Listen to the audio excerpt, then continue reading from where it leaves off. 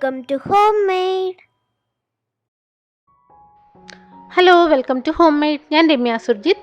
ഇന്ന് നമുക്ക് നല്ല സൂപ്പർ ടേസ്റ്റി ആയിട്ടുള്ള ഫ്രൈഡ് റൈസും അതുപോലെ തന്നെ ഹൈദരാബാദി ചിക്കൻ കറിയും പിന്നെ ഒരു ഗ്രീൻ ചട്നിയും എങ്ങനെയാണ് ഉണ്ടാക്കുന്നതെന്ന് നോക്കാം. ഓരോ റെസിപ്പിയുടെ ആദ്യം ഞാൻ ഇൻഗ്രീഡിയൻസിൻ്റെ അളവ് കൃത്യമായിട്ട് കൊടുത്തിട്ടുണ്ട് കേട്ടോ. അപ്പോൾ അതൊന്ന് നിങ്ങൾ നോട്ട് ചെയ്തോളുക.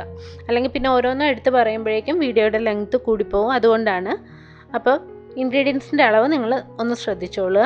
അപ്പോൾ നമുക്ക് എങ്ങനെയാണ് ഇതുണ്ടാക്കുന്നതെന്ന് നോക്കിയിട്ട് വരാം. ആദ്യം നമുക്ക് ഫ്രൈഡ് റൈസ് ഉണ്ടാക്കാം. ഞാനിന്ന് എഗ് ഫ്രൈഡ് റൈസാണ് കാണിച്ചു തരാൻ പോകുന്നത്. അതേ സ്റ്റൈലിൽ തന്നെ നമുക്ക് ചിക്കൻ ഫ്രൈഡ് റൈസും ഒക്കെ ഉണ്ടാക്കാവുന്നേ ഉള്ളൂ. അപ്പോൾ അതിൽ ചെറിയ മാറ്റങ്ങൾ മാത്രമേ ഉള്ളൂ. അത് ഞാൻ പറഞ്ഞുതരാം.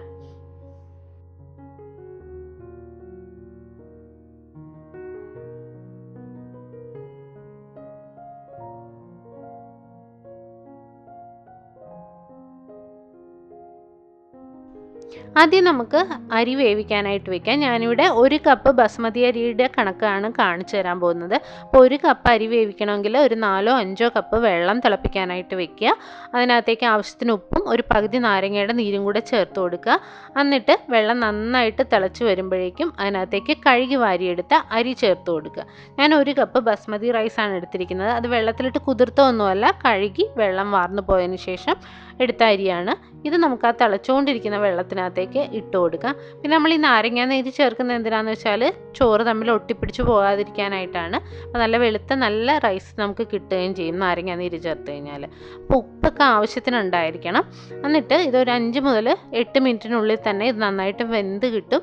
ഒത്തിരി അങ്ങ് വെന്ത് കുഴഞ്ഞു പോകരുത്. ഏകദേശം ഒരു 1/4 വേവൊക്കെ ആയി കഴിയുമ്പോൾ തന്നെ നമുക്കിത് കോരി മാറ്റാം. കോരി ഒരു പാത്രത്തിലേക്കിട്ട് ആ വെള്ളത്തിൽ നിന്ന് കോരിയെടുക്കുക. നമ്മൾ ചോറ് ഒത്തിരി വേവിക്കാൻ നിന്ന് കഴിഞ്ഞാൽ നമ്മളിത് ഫ്രൈ ചെയ്തെടുക്കും. ഫ്രൈഡ് റൈസ് അല്ലേ, ഫ്രൈ ചെയ്തെടുക്കുന്ന സമയത്ത് ഇതങ്ങ് കുഴഞ്ഞു പോവും. അപ്പോൾ അങ്ങനെ വരാതിരിക്കാനാണ് കംപ്ലീറ്റ് വേവാകുന്നതിന് മുന്നേ തന്നെ കോരിയെടുക്കണം എന്ന് പറയുന്നത്. അതിനുശേഷം ഇതൊന്ന് ചൂടാറാൻ വെക്കുക. ചൂടാറി കഴിയുമ്പോഴേക്കും നമുക്ക് ഫ്രിഡ്ജിലേക്ക് വെക്കാം. ഒരു 1-2 മണിക്കൂർ ഇത് ഫ്രിഡ്ജിലിരിക്കുമ്പോഴേക്കും നല്ല പെർഫെക്റ്റ് ആയിട്ട് നമുക്ക് ഫ്രൈഡ് റൈസ് ഉണ്ടാക്കിയെടുക്കാൻ പറ്റും. ഒന്നെങ്കിൽ ഫ്രീസറിൽ വെക്കേണ്ട, താഴെ വെച്ചാൽ മതി. ഇനി നമുക്കൊരു പാൻ ചൂടാക്കാൻ വെക്കാം. അതിനകത്തേക്ക് 1 ടേബിൾ സ്പൂൺ സൺഫ്ലവർ ഓയിൽ ഒഴിച്ചു കൊടുക്കാം. വെളിച്ചെണ്ണ ഒഴിക്കേണ്ട, വേറെ ഏതെങ്കിലും ഓയിലായാലും കുഴപ്പമില്ല. എണ്ണ ചൂടായി വരുമ്പോൾ അതിനകത്തേക്ക് ഒരു 4 മുട്ട പൊട്ടിച്ചതിനകത്തേക്ക് ഞാനൊരു അല്പം ഉപ്പും കുരുമുളകും ചേർത്ത് ഒന്ന് ഉടച്ചെടുത്തതാണ്. അപ്പോൾ ആ മുട്ട നമ്മൾ ഇതിനകത്തേക്ക് ഒഴിച്ച് നന്നായിട്ട് ചിക്കി എടുക്കുക. മുട്ട നന്നായിട്ട് ചിക്കി എടുത്തതിന് ശേഷം ഒരു പാത്രത്തിലേക്ക് കോരി മാറ്റാം. എന്നിട്ട് ആ പാനിൽ തന്നെ നമുക്ക് 2-3 ടേബിൾ സ്പൂൺ ഓയിൽ കൂടെ ഒഴിച്ചു കൊടുക്കാം. എന്നിട്ട് എണ്ണ നന്നായി ചൂടാകുമ്പോഴേക്കും അതിനകത്തേക്ക് ഇഞ്ചി വെളുത്തുള്ളിയും അരിഞ്ഞത് ചേർത്ത് കൊടുക്കാം. ഇപ്പോൾ ഞാനിവിടെ ഇഞ്ചിയും വെളുത്തുള്ളിയും 1 ടേബിൾ സ്പൂൺ അരിഞ്ഞെടുത്തിട്ടുണ്ട്. 2 പച്ചമുളക് ചെറുതായിട്ട് അരിഞ്ഞെടുത്തിട്ടുണ്ട്. 1 സവോള കനം കുറച്ച് അരിഞ്ഞെടുത്തിട്ടുണ്ട്. 1/2 കപ്പ് വീതം ബീൻസ്, ക്യാബേജ്, ക്യാരറ്റ് ഇത്രയാണ് അരിഞ്ഞെടുത്തിരിക്കുന്നത്. അപ്പോൾ നമുക്ക് ആദ്യം ഇഞ്ചിയും വെളുത്തുള്ളിയും കൂടെ ഈ എണ്ണയിലേക്ക് ഇട്ട് കൊടുക്കാം. ഇഞ്ചിയും വെളുത്തുള്ളിയും ചെറുതായിട്ടൊന്ന് മൂത്ത് തുടങ്ങുമ്പോഴേക്കും അതിനകത്തേക്ക് നമുക്ക് പച്ചമുളക് അരിഞ്ഞതും കൂടെ ചേർത്ത് കൊടുക്കാം. പിന്നെ നമുക്ക് ഇതിനകത്തേക്ക് സവോളയും കൂടെ ചേർത്ത് കൊടുക്കാം. സവോള മാക്സിമം കനം കുറച്ച് തന്നെ അരിയാൻ ശ്രദ്ധിക്കുക. ഒരു ചെറിയ സവോള മതിയാവും, ഒത്തിരി അങ്ങ് സവോള ചേർക്കേണ്ട കാര്യമില്ല. സവോള നന്നായിട്ട് വാടി വരുമ്പോഴേക്കും ഇതിനകത്തേക്ക് നമുക്ക് പച്ചക്കറികൾ ചേർത്ത് കൊടുക്കാം. നിങ്ങൾക്ക് ഇഷ്ടമുള്ള പച്ചക്കറികൾ ചേർക്കാം. ഞാനിവിടെ ക്യാബേജും ക്യാരറ്റും ബീൻസും ആണ് എടുത്തിരിക്കുന്നത്. അത് മാക്സിമം ചെറിയ പീസായിട്ട് അരിഞ്ഞെടുക്കാനായിട്ട് ശ്രദ്ധിക്കുക. ഈ പച്ചക്കറി ചെറുതായിട്ടൊന്ന് വാടി വന്നാൽ മതി, ഒത്തിരി അങ്ങ് വെന്ത് പോകരുത്, വെന്ത് കുഴഞ്ഞു പോകരുത്. അപ്പോൾ ചെറുതായിട്ടൊന്ന് വാടി വരുന്നവരെ നമുക്ക് വഴറ്റി കൊടുക്കാം. ഇപ്പോൾ പച്ചക്കറി ചെറുതായിട്ട് വാടി വന്നിട്ടുണ്ട്. ഇനി ഇതിനകത്തേക്ക് ആവശ്യത്തിന് ഉപ്പും കുരുമുളകും അതുപോലെ തന്നെ സോയാ സോസും 1.5 ടേബിൾ സ്പൂണോളം സോയാ സോസും ചേർത്ത് കൊടുക്കാം. ഇനി നമുക്ക് ഇതിനകത്തേക്ക് 1 സ്പൂൺ നെയ്യും കൂടെ ചേർത്ത് കൊടുക്കുക. അപ്പം നെയ്യ് ചേർക്കുന്ന സമയത്ത് നമ്മുടെ ഫ്രൈഡ് റൈസിന് നല്ല ടേസ്റ്റ് കിട്ടും. അപ്പം എല്ലാവരും അതും കൂടെ ഒന്ന് ട്രൈ ചെയ്ത് നോക്കണം. ഇനി നമുക്ക് ഇതിനകത്തേക്ക് ചിക്കി വെച്ചിരിക്കുന്ന മുട്ടയും ചേർക്കാം. ഒന്ന് മിക്സ് ചെയ്തതിന് ശേഷം വേവിച്ച് വെച്ചിരിക്കുന്ന ചോറും കൂടെ ചേർത്ത് കൊടുക്കാം. റൈസ് ഫ്രിഡ്ജിൽ വെച്ചിട്ട് ചേർക്കുമ്പോൾ നല്ല ഭംഗിയായിട്ട് നമുക്ക് എല്ലാ റൈസും സെപ്പറേറ്റ് ആയിട്ട് നമുക്ക് ഫ്രൈ ചെയ്തെടുക്കാൻ പറ്റും. അപ്പം അതൊരു ടിപ്പാണ്. തലേദിവസം നിങ്ങൾ ചോറ് വേവിച്ച് വെച്ചിട്ട് പിറ്റേ ദിവസം ഫ്രൈഡ് റൈസ് ഉണ്ടാക്കുകയാണെങ്കിൽ ഫ്രൈഡ് റൈസ് ഒന്നുകൂടെ പെർഫെക്റ്റായി കിട്ടും. ഇനി നമുക്കിതെല്ലാം ഹൈ ഫ്ലെയിമിലിട്ടിട്ട് നന്നായിട്ടൊന്ന് ചൂടാക്കി എടുക്കണം. ഒരു 5 മിനിറ്റ് സമയത്തേക്ക് ഇതൊന്ന് നന്നായിട്ട് ഫ്രൈ ചെയ്തെടുക്കുക. ഹൈ ഫ്ലെയിമിലിട്ട് തന്നെ വേണം ചെയ്യാനായിട്ട്. ഇതുപോലെ ഒന്ന് നന്നായിട്ട് മിക്സ് ചെയ്ത് കൊടുത്തു കഴിഞ്ഞാൽ എല്ലാം നന്നായിട്ട് മിക്സായി കിട്ടുകയും ചെയ്യും. ആ സോസിലൊക്കെ കിടന്ന് റൈസ് ഒന്ന് ഫ്രൈ ആയി വരികയും ചെയ്യും. അങ്ങനെ നല്ല പെർഫെക്റ്റ് ആയിട്ടുള്ള ഫ്രൈഡ് റൈസ് നമുക്ക് ഉണ്ടാക്കിയെടുക്കാം. എഗ് ഫ്രൈഡ് റൈസിന് പകരം ചിക്കൻ ഫ്രൈഡ് റൈസ് ആണെങ്കിൽ ചിക്കൻ ഉപ്പും കുരുമുളകും ഇട്ട് ഒന്ന് വേവിച്ചതിന് ശേഷം ഒന്ന് ചെറുതായിട്ടൊന്ന് പൊടിച്ച് ഇതിൻ്റെ കൂടെ ചേർത്ത് കൊടുക്കുക. മുട്ട ചേർക്കുന്നത് പോലെ തന്നെ നമുക്ക് ചിക്കനും ചേർത്ത് കൊടുക്കാം. ഇനി നമുക്ക് ഒന്നെങ്കിൽ സ്പ്രിംഗ് ഓണിയൻ അല്ലെങ്കിൽ മല്ലിയില ഏതാ ഇഷ്ടമെന്ന് വെച്ച് കഴിഞ്ഞാൽ അതും കൂടെ ചേർത്ത് ഇത് ഗാർണിഷ് ചെയ്തെടുക്കാം. അങ്ങനെ നല്ല അടിപൊളിയായിട്ടുള്ള എഗ് ഫ്രൈഡ് റൈസ് ഇവിടെ റെഡി ആയിട്ടുണ്ട്. അപ്പോൾ എല്ലാവരും ട്രൈ ചെയ്ത് നോക്കുക.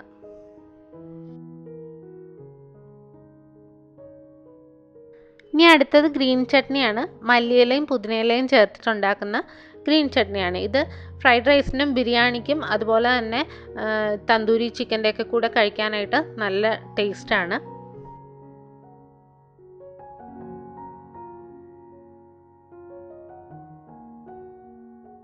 ഇവിടെ ഞാനൊരു മിക്സിയുടെ ചെറിയ ജാർ എടുത്തിട്ടുണ്ട്. അതിനകത്തേക്ക് ഓരോ കപ്പ് വീതം മല്ലിയിലയും പുതിനയിലയും ചേർത്ത് കൊടുക്കാം.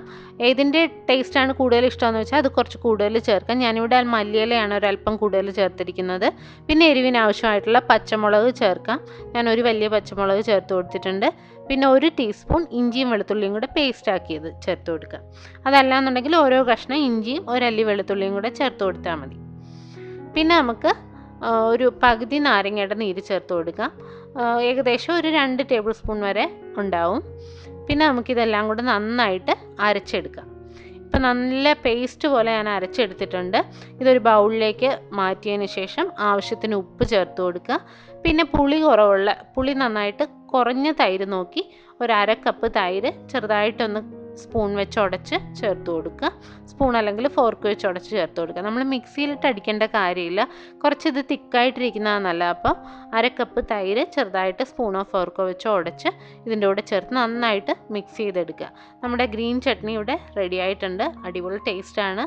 അപ്പോൾ ഇതും എല്ലാവരും ഒന്ന് ട്രൈ ചെയ്ത് നോക്കുക. ഇനി നമുക്ക് നല്ല കിടിലൻ ഹൈദരാബാദി ചിക്കൻ കറി എങ്ങനെ ഉണ്ടാക്കുന്നതെന്ന് നോക്കാം. ഇതിനൊരു പ്രത്യേക ടേസ്റ്റ് തന്നെയാണ്. ഇത് പൊറോട്ടയുടെ കൂടെയും അതുപോലെ തന്നെ ഫ്രൈഡ് റൈസിനും ചപ്പാത്തിക്കും ഒക്കെ നല്ല സൂപ്പർ കോമ്പിനേഷനാണ്. അപ്പോൾ നമുക്ക് എങ്ങനെയാണ് ഹൈദരാബാദി ചിക്കൻ കറി ഉണ്ടാക്കുന്നതെന്ന് നോക്കിയിട്ട് വരാം.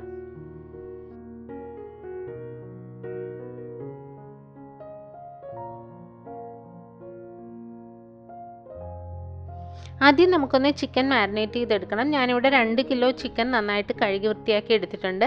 സാധാരണ നമ്മൾ കറി വയ്ക്കുന്ന പീസിൻ്റെ വലുപ്പത്തിലാണ് മുറിച്ചെടുത്തിരിക്കുന്നത്. ഇനി അതിനകത്തേക്ക് ആവശ്യത്തിന് ഉപ്പ് ചേർത്ത് കൊടുത്തിട്ടുണ്ട്. 1/2 ടീസ്പൂൺ മഞ്ഞൾപ്പൊടി ചേർത്ത് കൊടുത്തിട്ടുണ്ട്.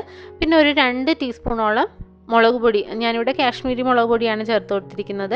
ഇനി നമുക്ക് പോരാത്ത മുളക് പൊടി പിന്നീട് ചേർക്കേണ്ടതാണ്. അപ്പോൾ ഇപ്പോൾ 2 ടീസ്പൂൺ ചേർത്താൽ മതി. പിന്നെ 1 ടീസ്പൂൺ ഗരം മസാല ചേർത്ത് കൊടുക്കുന്നുണ്ട്. പിന്നെ 1 ടീസ്പൂൺ മല്ലിപ്പൊടി ചേർത്ത് കൊടുക്കുന്നത്. മല്ലിപ്പൊടി 1 ടീസ്പൂണിനേക്കാൾ കൂടിപ്പോകരുത്, അപ്പോൾ ടേസ്റ്റ് വേറെ ആയിപ്പോവും. പിന്നെ നമുക്ക് 1 കപ്പ് അധികം പുളിയില്ലാത്ത തൈര് നോക്കി ചേർത്ത് കൊടുക്കാം. പിന്നെ 1.5 കപ്പ് വീതം മല്ലിയിലയും പുതിനയിലയും ചെറിയതായിട്ട് മുറിച്ച് ചേർത്ത് കൊടുക്കുക. മല്ലിയിലയും പുതിനയിലയും ഇതുപോലെ തന്നെ പൊടിയായിട്ട് അരിഞ്ഞ് ചേർക്കുന്നതാണ് ഏറ്റവും നല്ലത്. അതിനുശേഷം നന്നായിട്ട് മിക്സ് ചെയ്യുക. പിന്നെ ഞാനിവിടെ ഒരു സാധനം ചേർക്കാൻ വിട്ടുപോയിരുന്നു. 1.5 ടീസ്പൂണോളം ജിഞ്ചർ ഗാർലിക് പേസ്റ്റ് ചേർത്ത് കൊടുക്കുന്നുണ്ട്. അത് നേരത്തെ ചേർക്കേണ്ടായിരുന്നു, വിട്ടുപോയി. കുഴപ്പമില്ല. ഇനി നന്നായിട്ട് ഇതിൻ്റെ കൂടെ ഒന്ന് മിക്സ് ചെയ്ത് കൊടുക്കുക. നന്നായിട്ടെല്ലാം പിടിച്ചു വരണം. ഇതിന് വേണ്ടിയിട്ട് ഒരു 1/2 മണിക്കൂർ നമുക്കിതൊന്ന് ഫ്രിഡ്ജിലേക്ക് വെച്ച് കൊടുക്കാം. ഫ്രിഡ്ജിൽ വെച്ചില്ലെങ്കിലും കുഴപ്പമില്ല, ഫ്രിഡ്ജിൽ വെച്ചാൽ കൂടുതൽ നന്നായിട്ട് കിട്ടും. ഇനി നമുക്കൊരു പാനിലേക്ക് ആവശ്യത്തിന് എണ്ണ ഒഴിച്ചു കൊടുത്തതിന് ശേഷം അതിനകത്തേക്ക് സവോള ചേർത്ത് നന്നായിട്ട് മൊരിയുന്നവരെ വഴറ്റിയെടുക്കണം. എണ്ണ കുറഞ്ഞു പോരുത്. ഹൈദരാബാദി ചിക്കന് നന്നായിട്ട് എണ്ണ ചേർത്ത് തന്നെ ഈ സവോള നന്നായിട്ട് മൊരിഞ്ഞ് വരുന്നവരെ ഫ്രൈ ചെയ്യണം. ആവശ്യത്തിന് ഉപ്പും കൂടെ ചേർത്താൽ പെട്ടെന്ന് മൊരിഞ്ഞ് കിട്ടും. അപ്പോൾ ഇത് നന്നായിട്ട് ഫ്രൈ ആകുന്നവരെ നമുക്ക് വഴറ്റിയെടുക്കാം. ഇപ്പോൾ ഇത് നന്നായിട്ട് സവോള മൊരിഞ്ഞ് വന്നിട്ടുണ്ട്. ഇനി നമുക്ക് ഇതിനകത്തേക്ക് നമ്മൾ മിക്സ് ചെയ്ത് വെച്ചിരിക്കുന്ന ചിക്കൻ, പുരട്ടി വെച്ചിരിക്കുന്ന ചിക്കൻ ഇതിനകത്തേക്ക് ചേർത്ത് കൊടുക്കാം.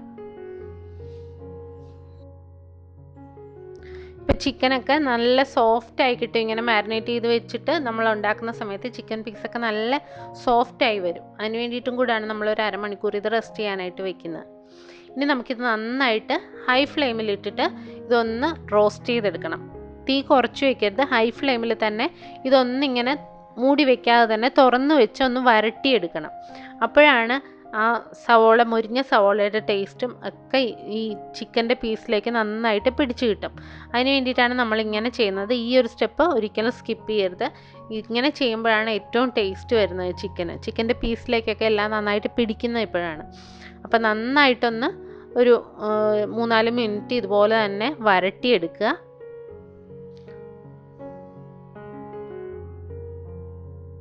ഇപ്പോൾ ഒരു 5 മിനിറ്റ് ഞാൻ നന്നായിട്ട് വരട്ടിയിട്ടുണ്ട്. ഇനി ഇതിനകത്തേക്ക് പോരാത്ത മുളക് പൊടി ചേർത്ത് കൊടുക്കാം. അപ്പം നല്ലൊരു കളർ കിട്ടും. ഞാനിവിടെ പിരിയമുളക് പൊടി, അതായത് കാശ്മീരി ചില്ലി പൗഡറാണ് ചേർത്തേക്കുന്നത്. അപ്പോൾ നല്ലൊരു കളറുണ്ടാവും കറിക്ക്. അപ്പോൾ 2 ടീസ്പൂൺ മുളക് പൊടി കൂടെ ഞാൻ ചേർത്ത് കൊടുക്കുന്നുണ്ട്. അതിനുശേഷം ഇത് നന്നായിട്ട് ഒന്നുകൂടെ ആ മുളക് പൊടിയുടെ പച്ചക്കുത്തലൊക്കെ മാറുന്നവരെ ഒന്നുകൂടെ റോസ്റ്റ് ചെയ്തെടുക്കുക. ഇനി നമുക്ക് ഇതിനകത്തേക്ക് ഒരു കപ്പ് മുതൽ 1.5 കപ്പ് വരെ ചൂടുവെള്ളം ചേർത്ത് കൊടുക്കണം. ചൂടുവെള്ളം തന്നെ ചേർക്കാനായിട്ട് ശ്രദ്ധിക്കുക. നമുക്ക് എത്രയാണോ ഗ്രേവി വേണ്ടതെന്നനുസരിച്ചിട്ട് വെള്ളത്തിൻ്റെ അളവിൽ വ്യത്യാസം വരുത്താൻ കുഴപ്പമില്ല. ഇനി ഉപ്പ് എന്തെങ്കിലുമൊക്കെ പോരാതുണ്ടെങ്കിൽ നമുക്ക് ഈ സമയത്ത് ഇതിനകത്തേക്ക് ചേർത്ത് കൊടുക്കാം. എന്നിട്ട് നന്നായിട്ടൊന്ന് മിക്സ് ചെയ്ത് കൊടുക്കുക. ഇനി നമുക്കിതൊന്ന് മൂടി വെച്ച് വേവിച്ചെടുക്കണം. ഇപ്പോൾ ചിക്കൻ്റെ പീസൊന്നും വെന്തിട്ടില്ല, നമ്മൾ വരട്ടി എടുത്തിട്ടുണ്ടെങ്കിൽ. അപ്പോൾ മൂടി വെച്ച് 5-10 മിനിറ്റ് മൂടി വെച്ച് ചിക്കൻ പീസ് വേകുന്നവരെ നന്നായിട്ട് വേവിച്ചെടുക്കുക. ഇപ്പോൾ നമ്മുടെ ചിക്കൻ എല്ലാം നന്നായിട്ട് വെന്ത് വന്നിട്ടുണ്ട്. ഗ്രേവിയൊക്കെ കുറച്ചൊന്ന് കുറുകി വന്നിട്ടുണ്ട്. അപ്പോൾ നമുക്ക് എത്രയാണോ ഗ്രേവി വേണ്ടത് അതിനനുസരിച്ച് വേണം വെള്ളം ചേർക്കാനായിട്ട്. ഇനി നമുക്ക് അവസാനമായിട്ട് ഇതിലേക്ക് ടൊമാറ്റോ കെച്ചപ്പ് ചേർത്ത് കൊടുക്കണം. അതിൻ്റെ അളവ് നിങ്ങളുടെ ഇഷ്ടത്തിന് കൂട്ടുകയോ കുറയ്ക്കുകയോ ചെയ്യാം. ഏകദേശം ഒരു 3 ടേബിൾ സ്പൂൺ വരെ ചേർക്കാം. അപ്പോഴാണ് ഇതിന് നല്ല ടേസ്റ്റ് ഉണ്ടാവുക. അപ്പോൾ കെച്ചപ്പ് തന്നെയാണ് ഏറ്റവും നല്ലത്. അതില്ലാന്നുണ്ടെങ്കിൽ നിങ്ങൾക്ക് ടൊമാറ്റോ സോസും ചേർക്കാം, കുഴപ്പമില്ല. അപ്പോൾ അവസാനം വേണം നമ്മൾ ഈ ടൊമാറ്റോ കെച്ചപ്പ് ചേർക്കാനായിട്ട്. എന്നിട്ട് നന്നായിട്ട് ഒന്നുകൂടെ ഒന്ന് ചൂടാക്കി എടുക്കുക. അപ്പോൾ ഇത്രയേ ഉള്ളൂ, നമ്മുടെ ഹൈദരാബാദി ചിക്കൻ കറി ഇവിടെ റെഡി ആയിട്ടുണ്ട്. അപ്പോൾ എല്ലാവർക്കും ഇഷ്ടപ്പെടും. എല്ലാവരും ട്രൈ ചെയ്ത് നോക്കുക. ഫ്രൈഡ് റൈസും ഗ്രീൻ ചട്നിയും ഈ ഒരു ഹൈദരാബാദി ചിക്കൻ കറിയും കൂടെ എല്ലാവരും ട്രൈ ചെയ്ത് നോക്കുമെന്ന് വിശ്വസിക്കുന്നു. ഇഷ്ടപ്പെട്ടാൽ ലൈക്ക് ചെയ്യാനും സബ്സ്ക്രൈബ് ചെയ്യാനും കമൻറ്റ് ചെയ്യാനും ഷെയർ ചെയ്യാനും ഒന്നും മറക്കരുത്. പുതിയ പുതിയ വീഡിയോസായി നമുക്ക് വീണ്ടും കാണാം. Thank you.